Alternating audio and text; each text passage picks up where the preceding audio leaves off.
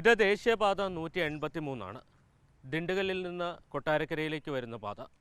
ഇതിൽ കുട്ടിക്കാനം മുതൽ മുണ്ടക്കയം വരെയുള്ള 20 കിലോമീറ്ററിനെ മരണപാത എന്ന് തന്നെ വിശേഷിപ്പിക്കാം. കാരണം ഈ പാതയിൽ അപകടങ്ങൾ ഒഴിഞ്ഞുള്ള ദിവസങ്ങളില്ല. ഇവിടെ സ്ഥിരം അപകടമാണ്, സ്ഥിരമായിട്ട് അപകടം നടക്കുന്ന ഒരു മേഖലയാണ്. ഡ്രൈവർമാരുടെ പരിചയക്കുറവുണ്ട്. അതിനകത്ത് ഏറ്റവും കൂടിയ സംഭവം അതാ. ഇപ്പോൾ ഈ ശബരിമല സീസണും കൂടെ ആയ കാരണം ഭയങ്കരമായ റോഡിനെ ഉൾക്കൊള്ളാൻ പറ്റിയതിനേക്കാൾ കൂടുതൽ വണ്ടിയാണ് ഇറങ്ങി വരുന്നത്.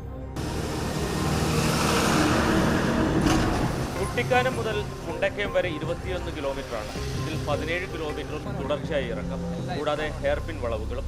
മഴക്കാലമായാൽ മൂടൽമഞ്ഞും ഉണ്ടാകും. ഇതാണ് ഈ പാതയെ മരണപാതയാക്കുന്നത്.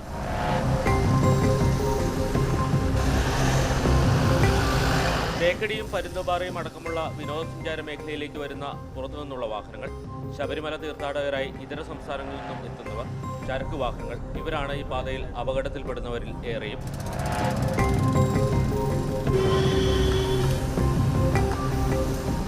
ഇതൊരു മലമ്പാതയാണ്.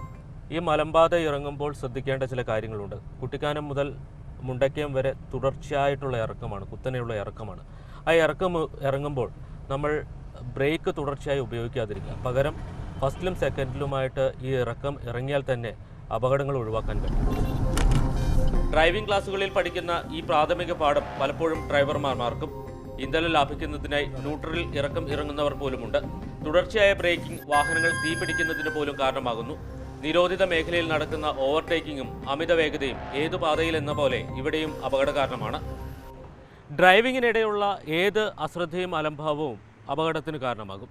പക്ഷേ ഇത്തരം മലമ്പാതകളിലെ ചെറിയൊരു അശ്രദ്ധ പോലും നിങ്ങളെ വലിയ ദുരന്തത്തിലേക്ക് നയിച്ചേക്കാം.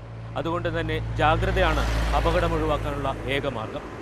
വിനു കാഞ്ഞിരപ്പള്ളിക്കൊപ്പം ജയനഷ് രാജി, മാതൃഭൂമി ന്യൂസ്.